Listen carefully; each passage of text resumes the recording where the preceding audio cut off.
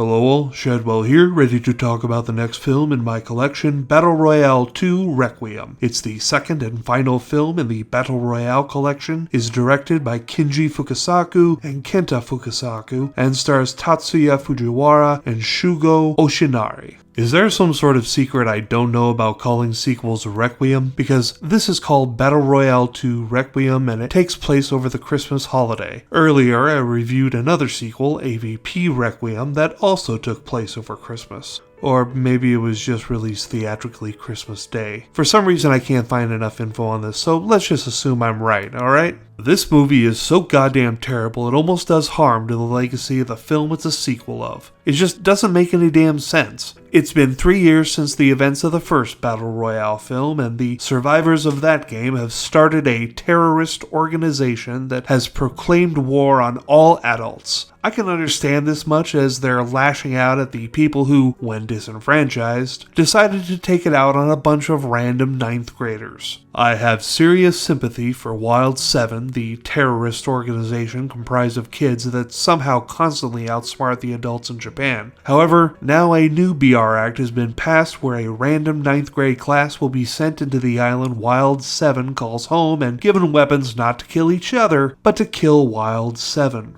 Basically, the adults are sending in children to do their dirty work. So then why all the other shit like bomb necklaces, a time limit, a fatal buddy system, and dead zones on the island if the goal is for the kids to kill Wild 7? Doesn't it make sense to have as many of those kids survive to kill Wild 7 as possible? It helps the chances of a successful mission, I'd imagine. Nothing about this sequel makes sense, and it's just stupid on top of stupid. At about the halfway mark, the new class finally meets up with Wild 7 and joins them, which felt like a big duh. Of course that was going to happen, and it's probably the only thing that happens in this movie that does make sense. But you could have taken out at least half the gunplay from this film and made it mercifully shorter, and still told the same story to the same effect, which is to say not much of one at all. This movie was a huge misfire, but I still would rather watch it than The Hunger Games or any of its sequels. I only own it because I own the Blu-ray collection of both Battle Royale films, including the director's cut of the first one and a bunch of special features. I'm giving Battle Royale II Requiem an F-